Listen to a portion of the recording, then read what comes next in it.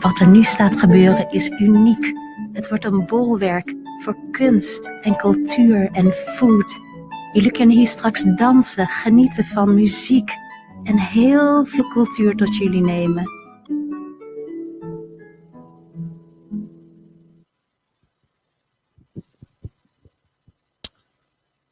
Hello everybody, ladies and gentlemen.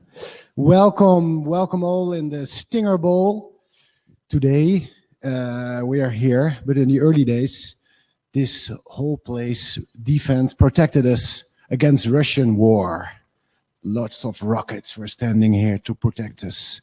And nowadays, it's filled with the young and happy and the hipsters, students, artists, members of the jury. All these people are gathered here for the big final of today.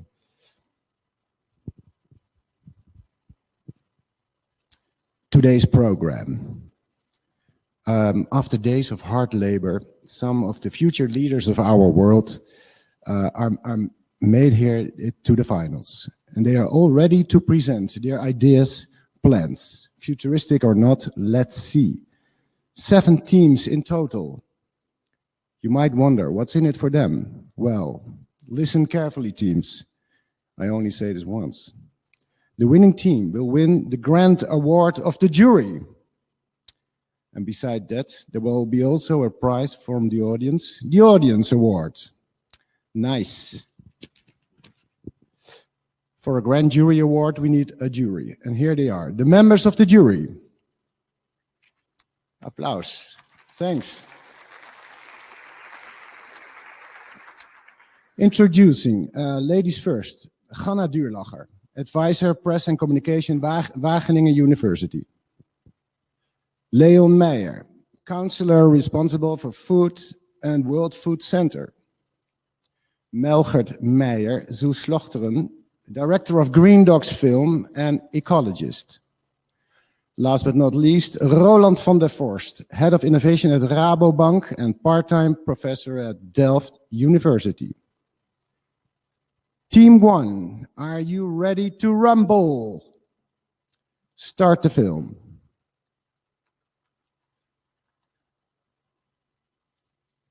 Maize is one of the most representative crops in Mexico due to its social, economic, and cultural importance. With an average consumption of almost 2,000 kilograms per capita, white maize represents 21% of the total expenditure in food and other products of the Mexican families. Problem is, there's a deficit in maize production as it only satisfies the 25% of the national demand. Currently, due to international free trade agreements, specifically the NAFTA, it is cheaper to import maize from the United States instead of producing it in Mexico, investing in modernization and increasing production from small and medium producers. Mexican government has implemented national policies and programs to counter this problem by double maize production and give back food sovereignty for the year 2030. However, these programs have not succeeded due to corruption, lack of planning, and accountability. Hence, many producers have chosen to stop maize production and change to more profitable crops, like avocado or cranberries, although these come with more negative environmental impacts where more water, pesticides, and fertilizers are needed. Our proposal is an agri-network based on a cryptocurrency to commercialize goods, products, and services. This is a multi-stakeholder network where producers, merchandisers, entrepreneurs, and scientists make the transactions using a cryptocurrency. A producer can sell their products directly to the consumers or decide to work with an intermediary service like a consultant. A merchant can choose their own import and export prices. An entrepreneur can choose in which projects to invest. There are infinite possibilities. The idea is simple. Transform our local economies by moving away from a reaction economy to an action economy. Our proposal empowers, increases visibility, and provides economic sovereignty to communities to make them independent from market fluctuations. With this model, the rural and urban population's basic needs can be solved during a crisis. Moreover, incentivizing local economies creates a positive environmental impact while shortening supply chains, like reducing CO2 emissions generated from transportation of goods and supplies, all in one. Team 1, Ana Gonzalez, Aldo Zamaroni, Jose Pifia, and Lorena Esquivias. Ana and Jose, the mic is all yours. Hello, hello. Thank you so much for the invitation. Well, we're a group of friends and scientists, and we're basically interested in finding possible solutions for this, what we're facing currently, that is food sovereignty, and all the impacts that these have, environmental impacts and social impacts as well.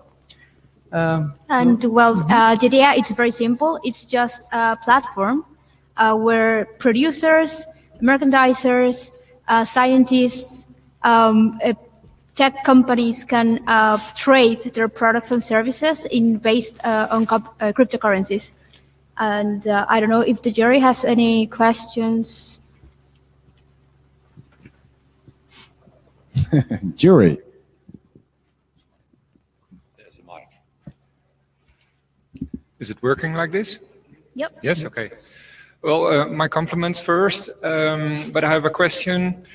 How is the crypto keeping it local? As you said, like the United States produces the most maize for Mexico, but how is the crypto keeping it in Mexico? Yeah, here the idea, we started developing the idea of focusing on this very important crop in Mexico that is maize. There has been a lack of opportunities for small producers because they are not subjects for credits from the banks. So a cryptocurrency could make it more possible for them to have a way to invest, and in that way we can support like these small communities and that are like mainly focused in local commerce. Okay, thanks.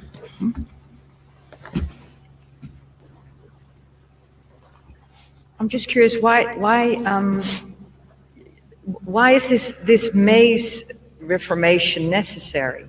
Is it because it's corruption, or they don't earn enough, or what is the main problem with maize? Why you came up with this one? Well, actually, since the beginning, we just decided first to focus in a very local problem, so to say, because we're more like related to this. But like the big analysis, we did it looking in a more broad perspective at the end. And yeah, like the main problem is that, for example, as we mentioned in the video, most of this maize is actually imported.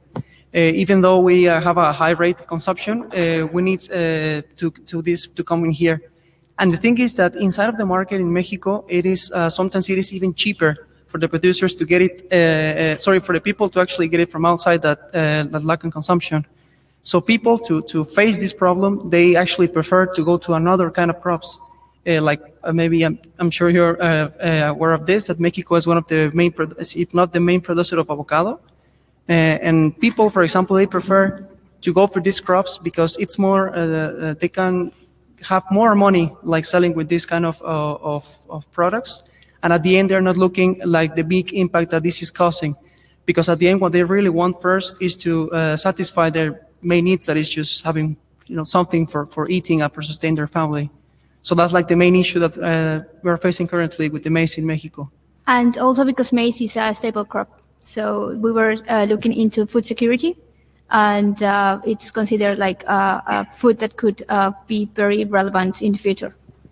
Okay, last question, really short. Thanks so much. Yes, I have one question. How do you ensure that your solution provides the farmers with a good price of their crops, even better than, let's say, an avocado?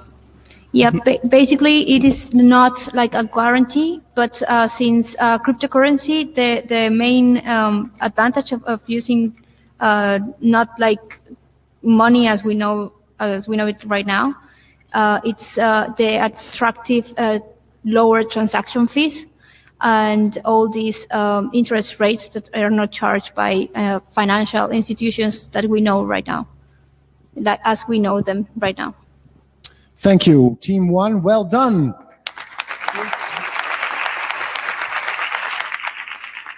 Start the film.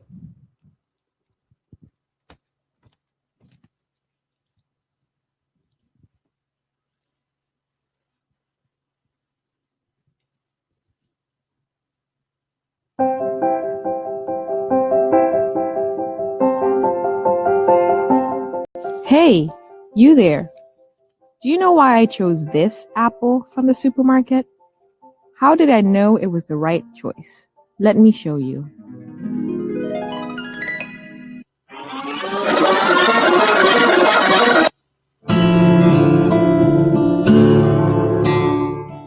How often do you realize what you actually put in your basket? Do you make sure you avoid making bad choices? What if there was a smart tool that allowed you to contribute to a food system change with a tap of an app? Fruiters allows you to put your grocery list into an app and then calculates the best sustainable food basket you can buy within your budget. It can optimize the quantities for your household to reduce food waste so you don't have to pay more than you want to eat. You choose what you want to prioritize: local, seasonal, healthy, take your pick. From now on, it is in your power to strengthen a sustainable food system, increase farmers' income, make farming eco-friendly, stop pollution, reduce food waste, allow supermarkets to provide the right produce for you daily, and most importantly, create transparency. And you can do this within your budget. Help create change in different ways every day. Together, many small changes create a big impact.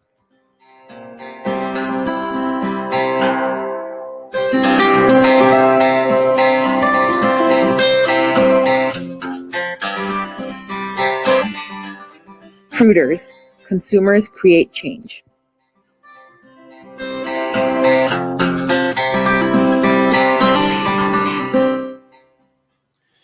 Team 2, Angela Sievernik and Katrin Maurer.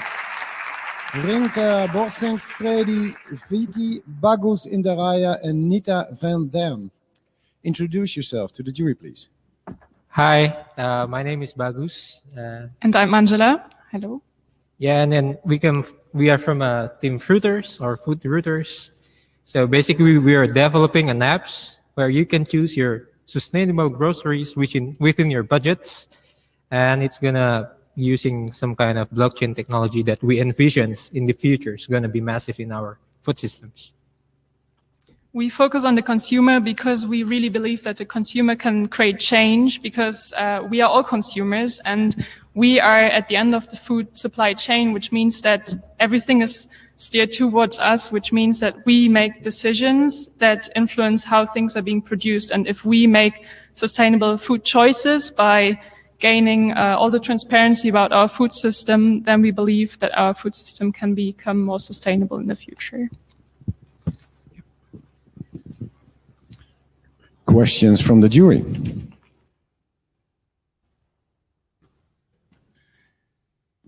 Often we have queries into what people would choose in the supermarket, and then they, in the questions they are asked, they will say that they will go for the organic and the local product. but in the end, they choose with their wallet. So how do you overcome this disparity between the money and the ideal people tell you that they're looking for? Okay. So in our apps, every time the consumers log in, he or she has to put his minimum or maximum budgets. So in the future, our algorithm will make sure that the customers get what the products based on his or her budgets, and we're gonna decide on which product that is more sustainable but also fits their budgets. But yes, we aware that's one of the challenges in the future if our app is gonna run.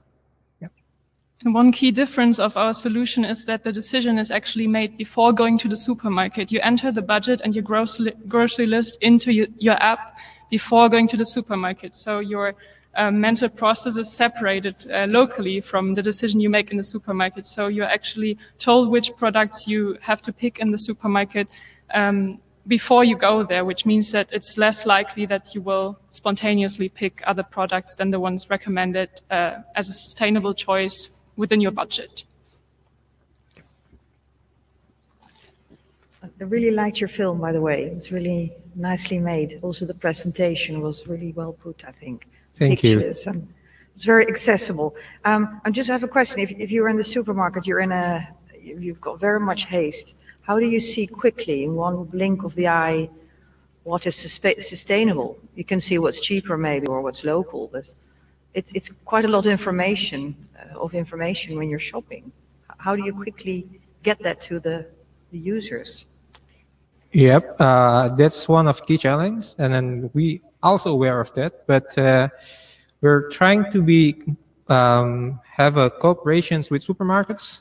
So in our apps, consumers also can see the maps of the supermarkets, and perhaps in the future, the next development is to pinpoint in which locations the most sustainable groceries for him or for her. So that's one of solutions that I could think of, perhaps.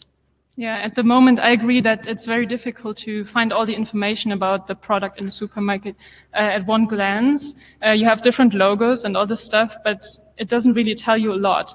And we see the future with blockchain, where you can, for example, also scan a QR code on the product, which tells you all the information about this product, because it's transparently saved within this blockchain, which can be displayed in your app, so you can see where it's being produced, who produced it, and maybe how it was treated with pesticides, or how animals were raised. There are many different options there. Yeah, I have one question. Why shouldn't a retailer do this him or herself? Because if, for example, if one of the retailers develop his apps, it's going to be a trust issue, because what is being presented to customers, now it's biased because they have interest on it. So our apps comes with the solutions with this more transparent third party that work with retailers, so that the consumer can trust us instead of the retailers if it's developed their apps. Okay, but you're still dependent on their traceability system probably, and their... Yeah, that's one of the challenges, I think. Earlier this morning we had that discussions. So how can we ensure the information's transparent as possible? So I really like the way you're pushing consumer behavior. Nice one. Team 2, thank you very much. Thank you. Start film.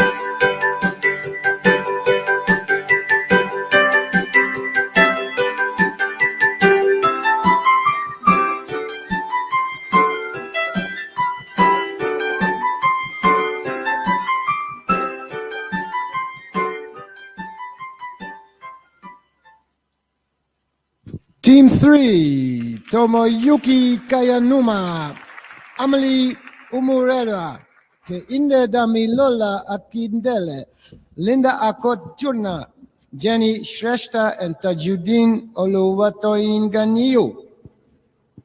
Introduce yourself to the jury, please. Hi everyone, my name is Damilola Akindele.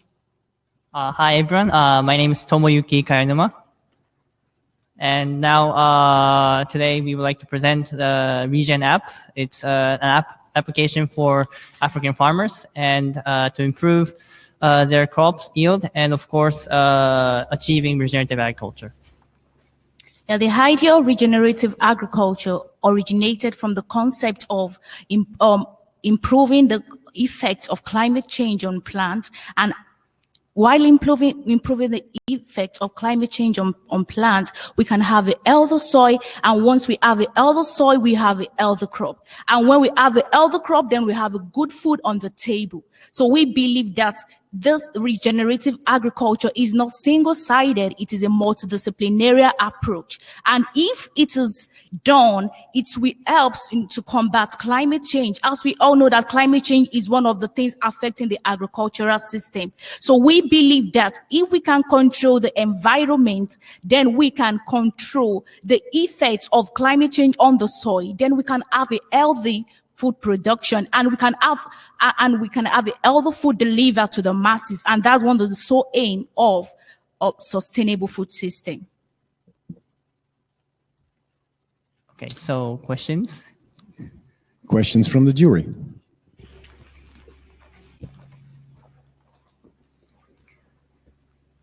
Hello. How do you think that the system, I think it's a very practical system for farmers in Africa, but how could it change, for instance, the situation on a world scale, like in North America or Europe? Can you have a vision on that? Then do you want to try? Or? Because our vision basically is for African country, because I believe there is a need for change in the agricultural system in Africa. So because a lot of people in Africa are undernourished, they are suffering terribly from food, from food scarcity, and this has really affected a lot of people. Some people died basically not because of the COVID-19 itself; they died because of food insecurity. So that was why we picked Africa as our focus, and that's why we didn't pick Europe or any other country, because we see if there is a need for change in the world, I think we have to first start from the basis. We have to first start from those lacking, because that's where the problem is. And we know that Africa is the problem right now. And if we can help the African, if we can help the farmer on the farm, and we introduce this app to them, then they will be able to know what they are working on. And once they know what they are working on, for instance, if I want to plant a soil, if they want to plant something on the soil, then with the app, it should be able to tell them, oh, this is the amount of nitrogen in the soil. And once they know the amount of nitrogen in the soil, they will know what to plant. And once they know what to plant, there is a part of the app that explains that you can take a screenshot of the plant when it grows. So when you take the screenshots of the plant when it grows, it tells you if the plant is healthy or not. And if it is not healthy, it tells you what to do. So I think basically we need this in Africa. That was why Africa is our focus for the region hub. That was why we didn't focus on the Europe or United States or any, because they are technologically advanced. But Africa are still working on technology. So we need to bring that to Africa so that we can effect a change in the world. Thank you. I think you should go into politics, because this kind of presentations are great. I love your idea, bringing knowledge to a local farmer. In your slides, I saw one disadvantage, which is the literacy level of the people. How do you think you can overcome that? Because implementing the idea and have still a lot of farmers being illiterate, how do you overcome that obstacle? Or as a group, we plan of organizing a training for the farmers. So in organizing that training, then we let them know the importance of the app. So it's something that it is not difficult to use. We make it so simple that they can able to understand it, and they can understand it fast, and they can use it. It is something that is very simple. So we make it user-free, like user-friendly in quotes. Yeah. Yes, just to add, it's like we will also try to like use icons, images to make sure that they understand it visually, and also the literacy rate, it's also an important issue, and we want to like use local languages to make sure that people who don't like understand English or other like global languages to make sure that they understand what they have to do. Yeah, thanks. Great story. Just one question. What kind of information can you derive from a camera? Because I guess you're making a photo with your phone. So what kind of soil information, and how specific and explicit and sophisticated is that information you get from a camera? So basically, we start from like this app needs a database. So we collect photos of each like soil types and understand like what kind of nutrients they have, and basically. And then we take a photo, so farmers can take a photo, and these photos will be compared to the database and provide information.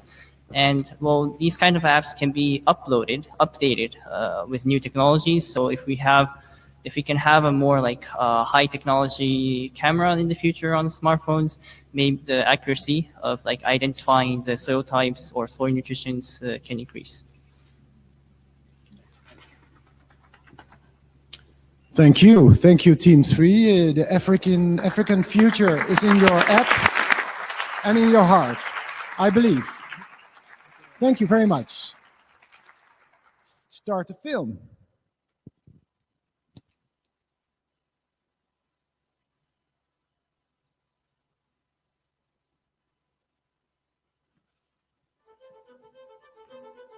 The global food system is characterized by an unprecedented degree of interconnectedness. The COVID-19 crisis has stressed the global food system for both developed and developing countries. COVID's impact has been even more evident for the developing world. The market for food in Africa is expanding rapidly, fueled by urbanization, growing incomes, and an increasing middle class. This is why our team undertake the task to reimagine the food chains of African developing countries. Our aim is to not only imagine a system that catches up with the rest of the world until 2030, but one where food security is achieved and that is equitable, just, and culturally adaptive to all its stakeholders. As a team of 5 students from diverse backgrounds, we reimagined the 2030 African food system last fall. In the farm level, many changes should happen to increase the efficiency and the yields.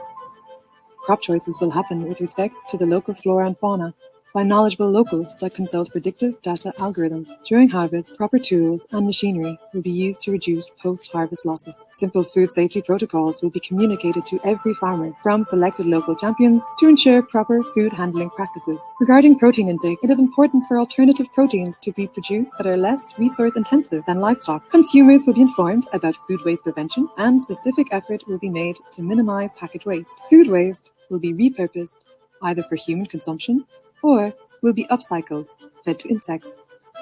They will also be educated on what composes a healthy diet and how to choose their food based on local customs and habits.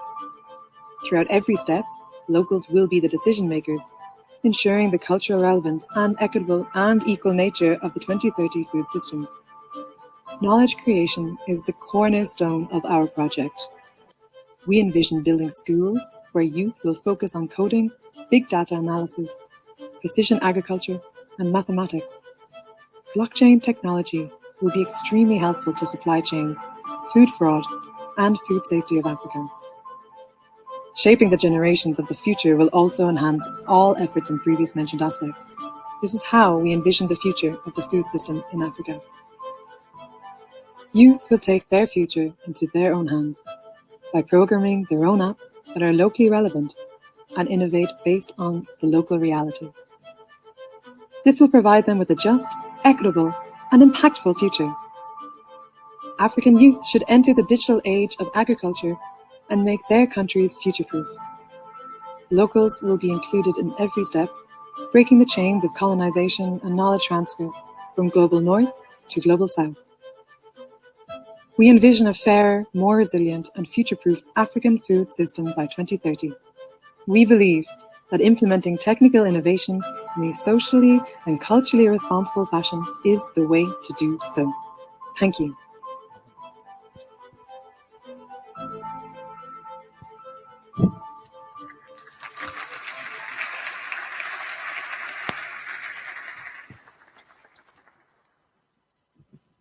Team 4, Paniagiotis Flagiogianis, Michaela Caramperi, Mirto Papagadjugurdoji, Theodoros Sofianos, and Georgia Dafu. Welcome. Hi, I'm Panagiotis. I will only be the one who is representing the team today. All of them are in Greece right now, unfortunately. But mainly our idea is that we don't really believe we hold all the answers for the future of food in Africa. So this is why we want to focus on enabling more people in Africa to create these opportunities for themselves in the future. So if you have any questions, I will be happy to answer them. Oh, hi. It's an impressive film. It's very atmospheric. And it seems you're going to take on a lot, and you're going to have a big chunk of work to do when you look at this picture, a film, sorry. I'm just wondering what comes first in this whole chain of events you're hoping to achieve, because what's the first thing you're going to take on? Yeah, again, I mean, the main issue we're facing right here is, as it was stated in the previous team, the point that most of the people that we want to enable, farmers or local producers, are illiterate, or they don't really know what coding is, or they don't know how to enable their children to do something like that. We believe the first step, of course, is going to be to create schools. Create coding schools, create schools where mathematics, coding, and in general sciences and food agriculture is going to be the main stuff that are going to be taught there. This is the first and foremost thing that will going to enable them to create their own solutions. Creating these apps by themselves, as the previous team showed, is something that we want to enable them to do. We don't want to be the ones who are going to say, you know that, take that, we believe that's a great answer for you, and then all the cultural aspects of their society are lost there, because I'm not African, I'm Greek, and I want to just enable people to do that for themselves.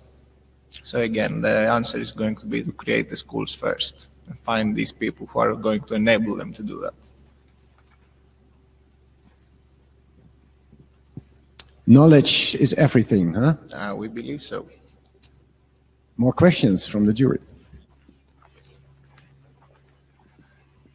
If I watch your film and I read your slides, I come up with the idea that you need a revolution. But maybe we do need a food revolution. So thank you for inspiring us with that idea.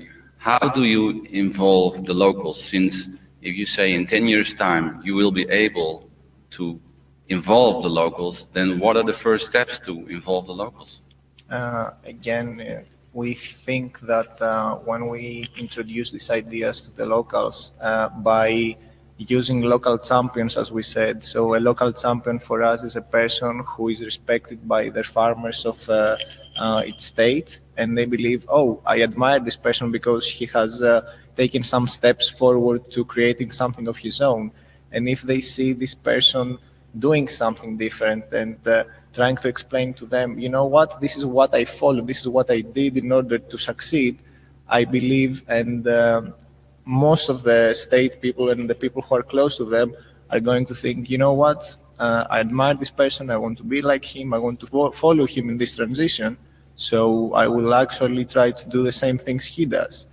Now, in order to enable them, this is where I think our teams come. And we want to be the bridge between people who can create this difference and the locals. Thank you, Panagiotis. Yes. No more questions. Thank you, Team 4. Let's start the film for Team 5.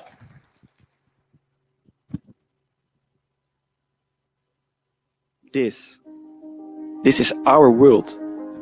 At the beginning of mankind, humans were living in perfect harmony with their natural environment. Soon, we learned how to use nature for our own benefit. The population expanded, with beautiful cultures rising. However, our world is facing a huge challenge. Every second, 4 babies are born. That is 267 per minute, 60,000 per hour, and more than 385,000 each day. The global population is expected to grow even faster in the coming years, and this pressures our planet enormously. How do we feed 9 billion people by 2050? Where is this population growth? Mostly in sub-Saharan Africa. These babies will be adults by 2050, and they are born right now. Therefore, we need to focus on them. They are our future generation. Investors often base their focus on the supply side of food, but we believe that it is more valuable to focus and invest on the demand side, the future generation. In sub-Saharan Africa, babies suffer from invisible health problems due to the lack of essential micronutrients. Mothers are often not aware of the health risks. This lack of knowledge leads to a vicious circle of population growth and poverty. Families need to make more babies due to the high death rate of these children. This pressures existing land and leads to less healthy food. This food is consumed by mothers, and their babies lack essential micronutrients. More babies die, and families need to make more babies. This pressures existing land and leads to less healthy food. This food is consumed by mothers, and their babies lack essential micronutrients. But there is hope. We can break this vicious circle by food fortification of micronutrients and educating mothers. We will bring the education and knowledge to them. But what do you do with your knowledge? I mean, the knowledge is there. You already have the knowledge, so what are you waiting for?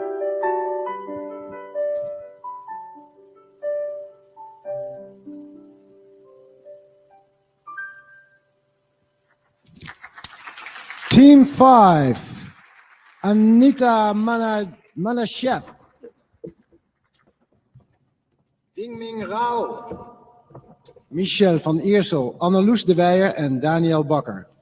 Thanks. Good afternoon. Welcome. We are Adam, which means man of earth. In our movie we showed you the vicious circle which is happening in Africa. But our message is, what do you do? What do we do in Europe, in the Western world? Because doesn't it seem a little bit unethical to focus on Africa? Well, we are here with the most consumption. The thing is, we have the knowledge here. Our initial idea was to bring that knowledge to Africa to ensure that there's enough food and that there's no malnutrition and their economy will develop further. But we have the knowledge here and we do not always act up to that knowledge. And what is that knowledge then worth? So that is also how we view it as a global challenge. Yeah, we have to do it all in the world. It's not only one region, one continent. We have to do it all. And we still believe that Africa is important. We still believe that our initial idea is important to implement. But then we realized, what can we do ourselves? And how do we interact with the people here? Because if we tell the story about Africa, the consumers here will probably not think of what they can do. Thank you. So it's the it word. Jury. What is the solution you're proposing? Well, the most practical solution is that in sub-Saharan Africa, we say food fortification is needed together with knowledge about nutrition for mothers. So this will be, it's a lot about bringing knowledge there. And that is also why we counter-argue, here we have the knowledge, so we also must do something here. Yeah, also the knowledge of breastfeeding, but in practical sense, the food fortification, so the food for mothers will be more healthy. That's the practical solution there. Yeah. And then we already know a lot about reducing meat consumption here and investing in projects which can help us here in a more sustainable food system. How do you suggest this food fortification will happen? How have you thought about that? Well, we had a very clear example, and we hope that with research, and I think there are also more examples, but in Kenya, I believe, together with Wageningen University, there was a fortification of the cassava, and with the fortification, it now also contains vitamin A, and first it was only like a starchy product, so that is like a huge improvement for the lack of micronutrients.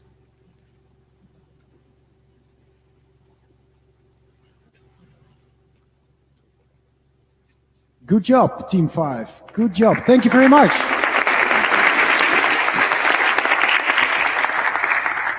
Start the film, please.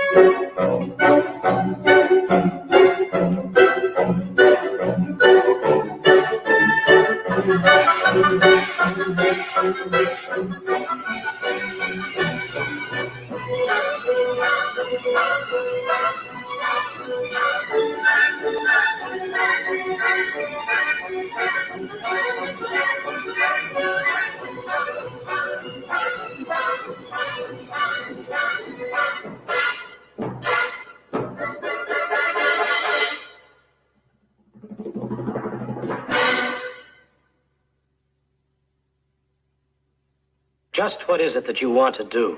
We're going to have a good time. We're going to have a party.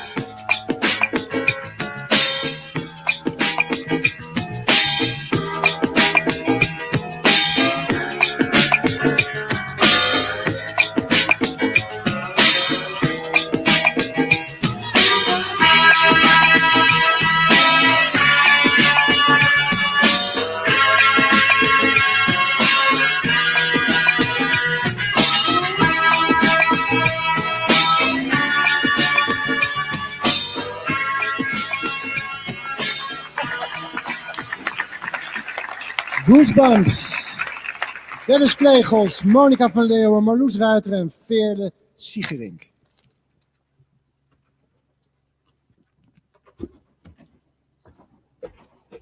Hi everyone, thanks for watching our video. I'm Dennis Vlegels. I'm Veerle Siegerink. So just to give you a short recap of our project. So basically with our crop approach, it consists of two concepts. One is transforming a global food system to several continental food systems with the aid of technology, political collaboration, And the other spearhead is focusing on nutrition security rather than food security. With this approach, we actually aim to achieve 4 goals, namely a food system that's more resilient against events like the global pandemic that we experience right now. Also more equitable financial rewards over all continents, more aware and healthy consumers, and a smaller impact on the environment. Does the jury have any questions?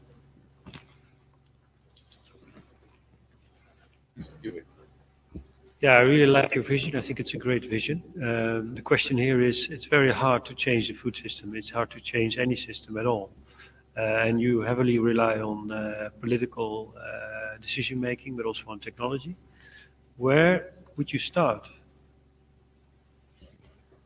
Yeah, I think we start with the technological advances because we rely heavily on the crops that are grown within each continent. And right now it's basically that each continent produces their own set of crops, basically. So we first want to tackle that and switch from monocropping to polyculture, also on a continental scale. And then we can allow for continents to be self-sufficient in their production. Yeah, and I think actually what's funny is that a lot of the ideas that have been before us today could be placed within our food system. So those are actually the practical ideas that fit in our bigger vision.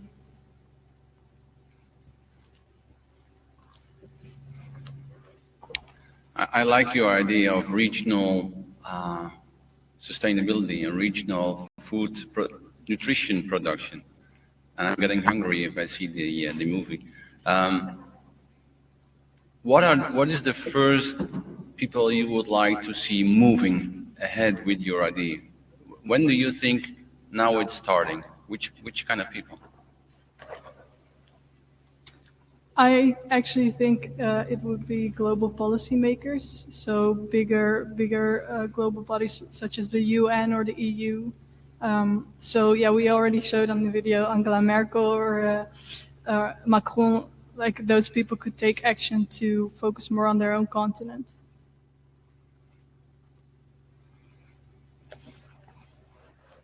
We've seen a lot of Africa, but how would you tackle this in Africa, for example? Because you maybe cannot grow broccoli in Africa. You cannot, there's so many crops that might be due to the climate. Yeah. Is there something you've discussed? Yeah, so that has to do a lot with the technological advances. So yeah, we basically want to also focus on the plant breeding aspect of this approach. So basically not transforming or changing consumer behavior, but changing the crops. So making them able to grow on more dry soils, on more, in warmer climates. So focusing on the crops instead of the consumers. And also we do not propose that today all continents shut communication out and only focus on themselves, but rather that they share knowledge and also financial means with each other so that everybody can share in this vision. Thanks, Jury. Man, that was a hell of an advertising commercial. I'm hungry for some pasta with lentils. Last team, number 7, start the film. This is planet Earth, inhabited by millions of species living in harmony. But one stands out, Homo sapiens. They learn to bend the laws of nature, transforming Earth to satisfy their insatiable needs, causing the planet to change rapidly, and it is affecting the way humans live. At the same time, their population keeps increasing, and more land is needed to grow their food. How long before Homo sapiens reach the boundaries of planet Earth? Humans could further explore the place where life took off, the ocean. A highly biodiverse, vast body of water, but somehow a marine treasure seems to have escaped their attention. Seaweed. A nutritious food source, carbon sequester, home for marine life, coast protector. It can be used as biomass for fuel, animal feed, agar, and wastewater treatment. Despite the problems humans have caused, they also have an amazing capability to find creative solutions. Remote sensing is used to monitor the surface of our Earth. Not too long ago, it was just an idea. Now, a digital Earth is a reality. And we are ready to look further ahead, towards a digital ocean. Current satellite technology can already monitor ocean surface conditions, but soon we will be able to dive underneath, unlocking new potential for sustainable aquaculture. We are seaweed sensing, lowering the entry barrier for seaweed farming and empowering locals so that our world can reap the benefits of seaweed. We developed an information system that uses satellite data to identify regions most suitable for seaweed production, helping current farmers optimize their production based on their environment and connecting them to a suitable buyer. We make seaweed farming attractive to fishermen and existing seaweed growers alike. At Seaweed Sensing, the goal for 2030 is to empower 10,000 locals to start a seaweed farm, help transition 4,000 fish farmers, restore thousands of acres of land, sequester CO2 into the oceans, and produce thousands of tons of seaweed. Why invest in seaweed sensing? To become a pioneer at the forefront of sustainable technology, not only for a reliable return on your investment, but for human health, food equitability, and future food security worldwide. Wow. Team Seaweed. Eva Everlo, Ella Stevens, Florian Werner, Sietse Simonse. Like a friend of mine said, I see weed. Yes, thank you. Well, we're team Seaweed Sensing. My name is Sietse. And my name is Eva. Hello, thank you for watching. Yeah, and first I'd like to thank the Eradication team for making the wonderful animations. We're a diverse group of students with backgrounds in nutrition, geoinformation sciences, and climate studies. And hopefully the video spoke for itself. And if you have any questions, we are happy to answer them. Thanks. Great story. We are ourselves at this moment doing research on agroforestry and remote sensing on agroforestry for carbon sequestration purposes. I only have one question. How accurate is your system at this moment? At this moment, it wouldn't be very accurate. So we're definitely looking into the future. But if we look at the speed with which the spatial resolution has been only getting better and better over the past few years, and the improvements being made in satellite technology, well, we do believe that there's a lot more possible in the near future. And is it dependent on the accuracy of the satellite images, or can you also improve your intelligence by doing groundwork, monsters? Yes, so the idea was to not only rely on satellite input, satellite data, but also once the first farms are being established or helped with this technology or this information system, that input data would also be used to feed and optimize the system. And to add to what Sietse said before, there is currently, the satellites can currently monitor the surface of the ocean and some parameters there, but what is insecure yet is to dive really deep underneath. So this is what research is working hard on, and we do estimate, and experts do estimate that in 10 years this is advanced much more, so we could actually be seeing this in the near future.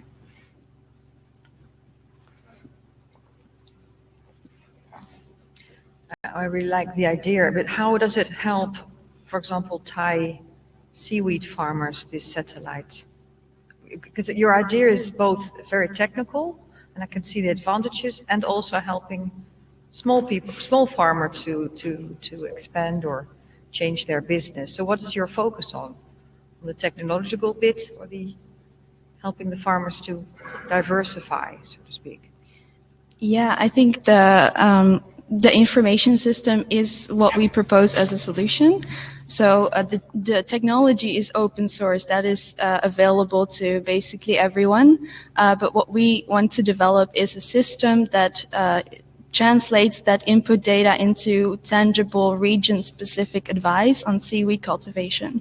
So how that helps farmers is, for example, we look at a Thai seaweed farm, a currently established farm already, that would benefit from this information system because it will tell them how what seaweeds grows the best in their area. So maybe if they're using a different type at the moment, they could switch it out for a more efficiently source. And that is not just looking at nutrient profile of the water or of the ocean, but it goes more beyond that as well, because it could also depend on what people and what companies are in that specific person's neighborhood.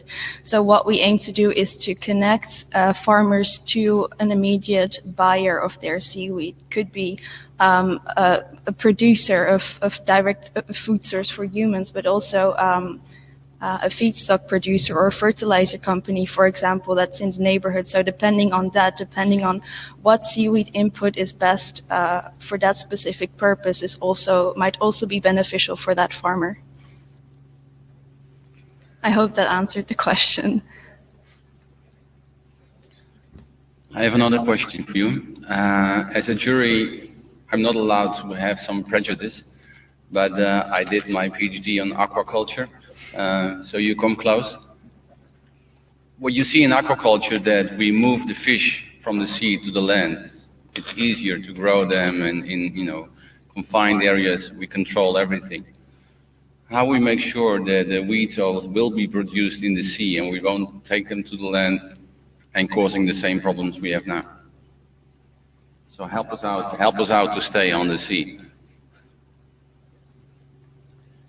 I think it's a very valid question indeed. I don't think it has to be like one thing or the other, because we are actually looking also into growing seaweed. For example, in the Netherlands, on the Waddeneilanden, that's actually happening right now. Seaweed cultivars being grown on land. I don't think it's like a matter of one thing or the other, but our system is just focusing on the ocean, and it's especially talking about remote sensing. Those are two very different things, whether you're talking about land or water. So I'm not sure if that answers your question, but. And something to add to that is we're currently using almost all of our arable land already for human food production. So why we think this is such a good or an innovative idea is because we're not using our oceans to its full potential yet. And this seaweed farming is or could be a sustainable way of doing agriculture that doesn't require any land or any land animals, anything, competing for other food production, for example. Yeah, that's what you say. It's new habitats we haven't explored yet, and that's what worries me, of course. Isn't it the next habitat we are going to destroy in this way? Yeah, we also had some good discussions on that within our team. But we talked to a seaweed expert, and he told us that it can be done. Research shows it can be done in a very ecologically sustainable and clean way, as long as you take into account the ecosystem and the biodiversity and the type of seaweed, because different types of seaweed can compete with each other and sort of disturb the nutrient profile of those waters. So we need to be careful and indeed use the data available to minimize that risk as much as possible. And I think that that satellite data can really help with that transition. Yeah. Quickly to add to that, I think if anything, are these basically with the system avoid monoculture in the ocean, which I think is what you're referring to. So yeah, that's just to add, Ivan. Thank you. Thank you, Team 7. But I do hope we can do some skinny dipping in the digital sea, I hope. No problem at all. It's not a yes, it's not a no. So now this is decision time. It's not on my shoulders, but it's on the shoulders of the jury. They will leave this place, and within 15 minutes, they will come with a result. Jury, take your time, not too long. And in the meantime, we'll do some salsa dancing on stage. Or I will ask some questions to the teams. For example, Team 7. It's of course logical to do some seaweed in the sea. Why not next to Jupiter or Mars? High end in the sky, far away. Leave the planet alone.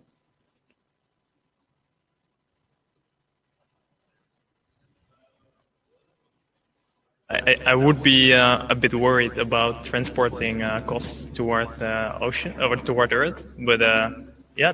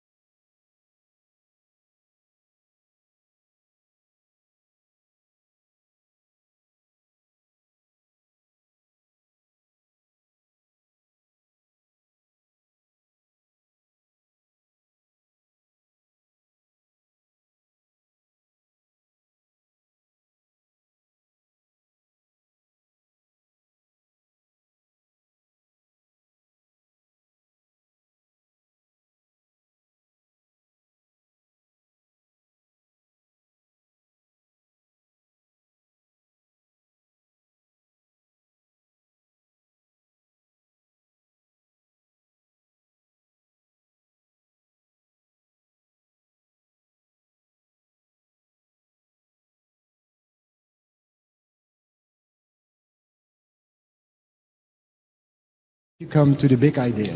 What was it? Did you talk to the other teams and you went all together and then asked, what are you doing? Then we do this and they do that, or not? No, we were first of all thinking about ourselves and how we can make a change and what information we are lacking and why we can still not make a change ourselves. And we think it's about transparency and trust. And yeah, with Fruiters, we bring the solution to this problem. Nice. And you were, who was the one with the film with the girl who was eating a lot from the 50s? I'm working in the advertising, so I was a little bit jealous about this film. This was just a commercial. This was a commercial. This was all about selling the stuff. That was a good one. I really liked it. Who made this film?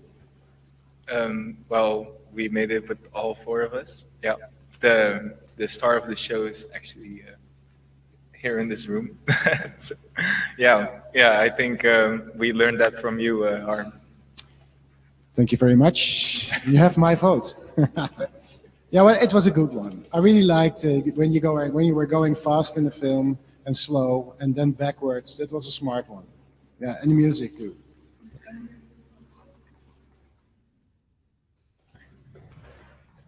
When you said in your training that we had to go over the edge, that's when we thought like, oh, we have to do something with food that's like just a bit over the edge, and that's how we thought of the idea.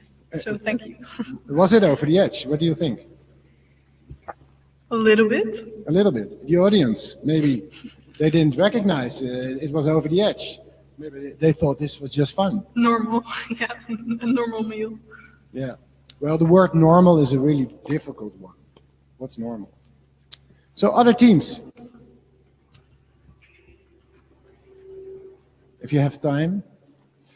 So how was it to be on stage? She's eating. I'm eating, yeah. Okay. Maybe. Yeah, delicious stinger balls, by the way.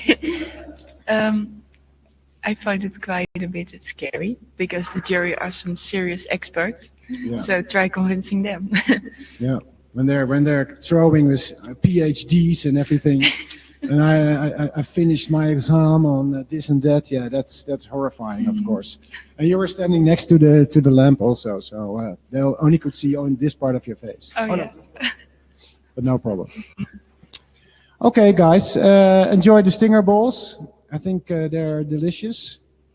And if you are cold, don't hesitate to get a jacket. And I can say, if I'm looking at Dan, it's a 6 minutes wait, no sweat.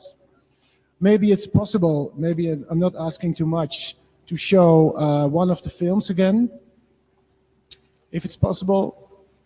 But otherwise, my salsa song music, I can show you some moves. No sweat.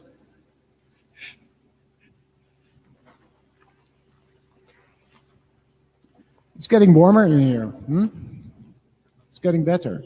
That's because there's alcohol in the stinger balls, I heard. I'm not sure.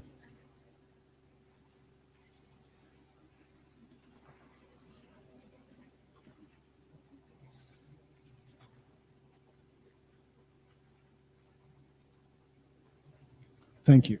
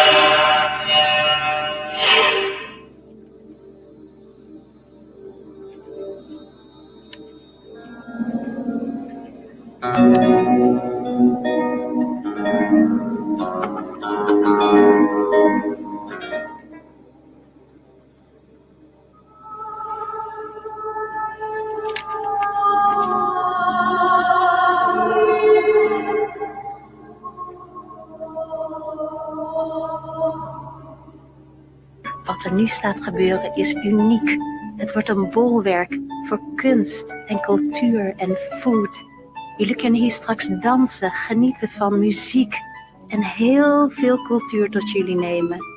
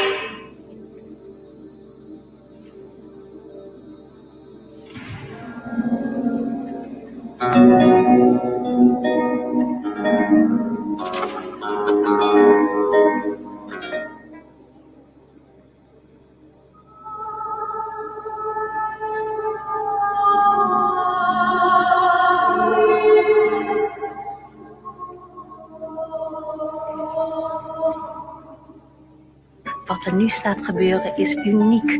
Het wordt een bolwerk voor kunst en cultuur en food. Jullie kunnen hier straks dansen, genieten van muziek en heel veel cultuur tot jullie nemen.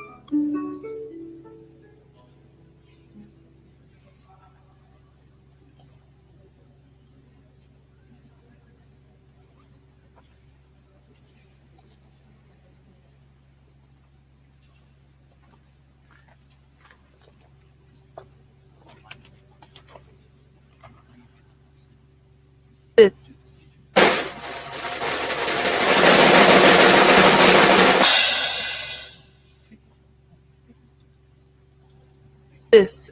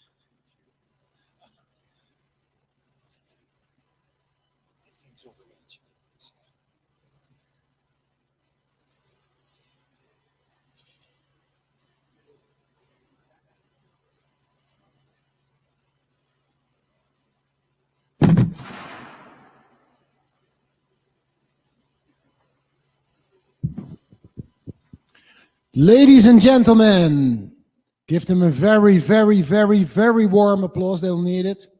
The jury.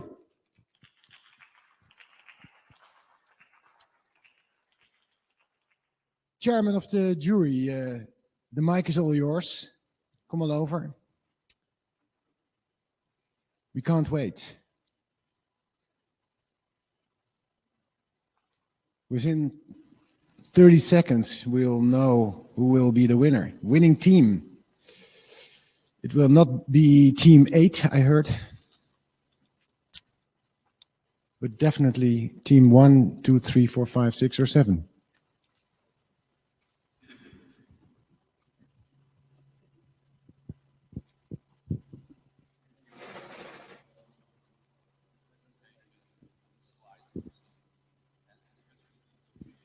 You gave us.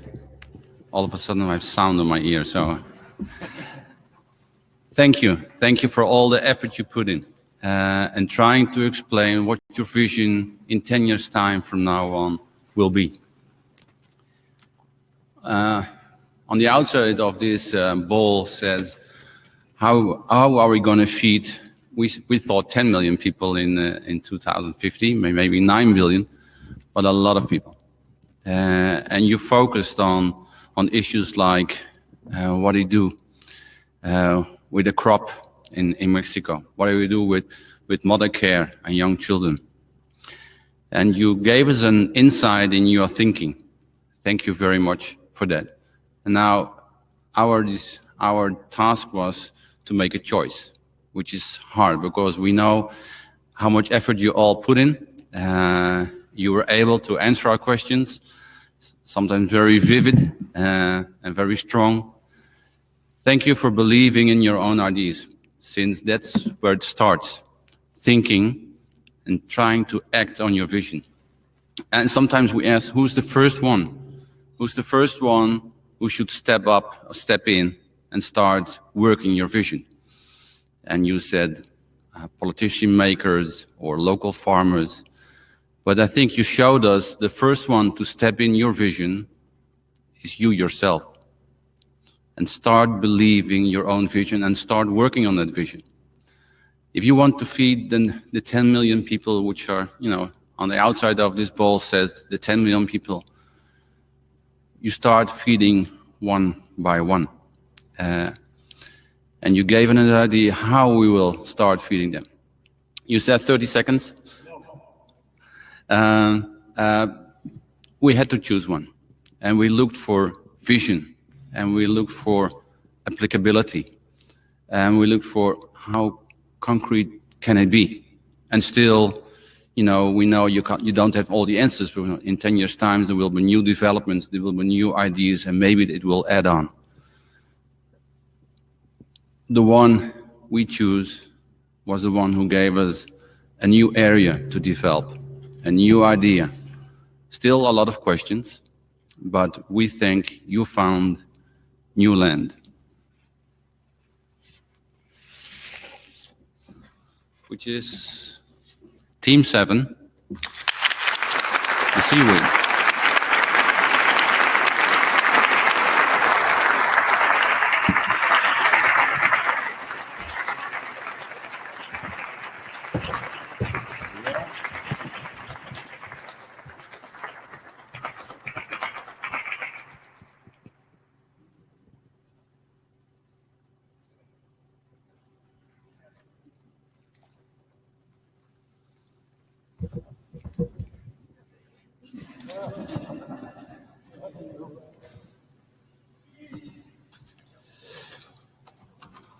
And we took a while as a jury, since the cabin we were in was heated.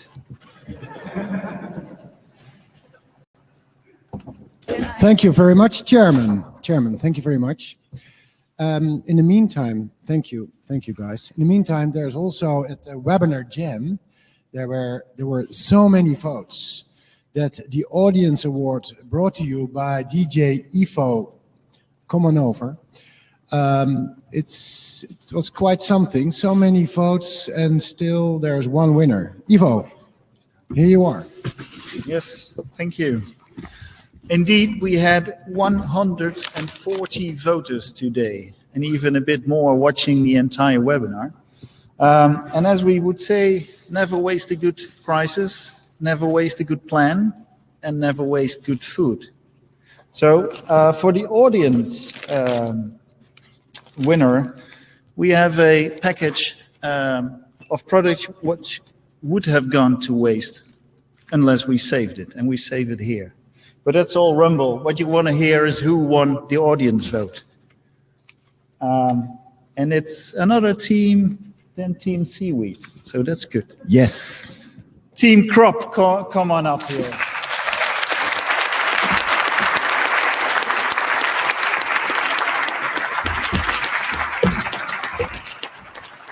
Congratulations.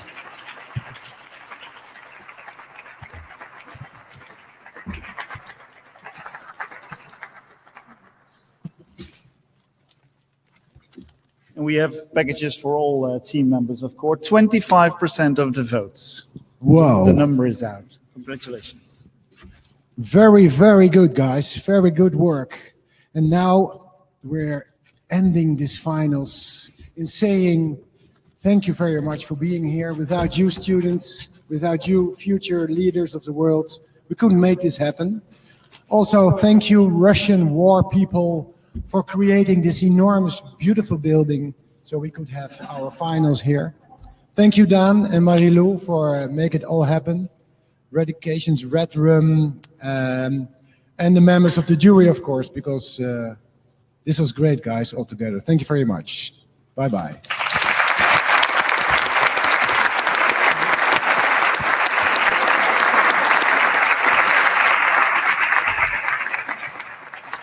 In the meantime, I heard that for every student who was here, we have some package with good stuff. So don't forget your prize. See you outside somewhere.